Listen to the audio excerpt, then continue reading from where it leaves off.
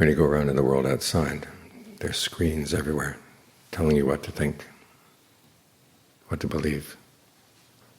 And the fact that they're telling you what to think, it's not necessarily bad. If they're telling you wise things to think, it would be helpful.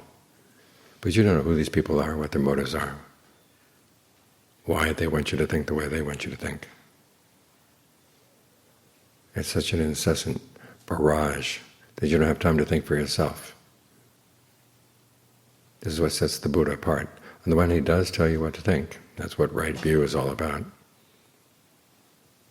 But it tells you it's for the sake of your own true happiness. And then you have time to check for yourself to see if it's right. So take time. Try to be quiet. Turn off all your screens. Turn off all your outside influences. Try to find a quiet place where you can be by yourself. Watch your mind on its own.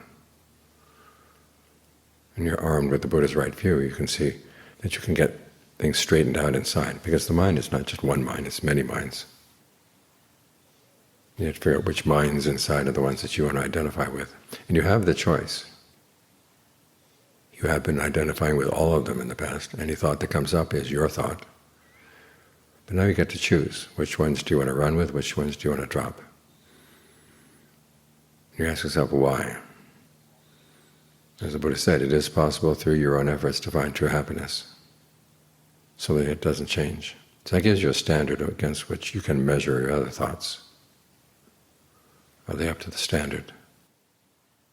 And the big question is, what will these thoughts influence you to do? What will be the results of the actions? That's what you've got to watch. That's what you've got to judge. Because we are passing judgment here. There's so many things you could be wanting right now, so many things you could be thinking right now. And you have to decide what's worth thinking, what's worth wanting.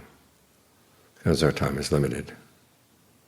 We want to get the most out of our time. So take time to test these things. And then you can be your own judge. And you learn how to be a judge who's reliable. Not going just by your moods or your emotions, but going by what you know really is right, what really is useful, what really does lead to true happiness.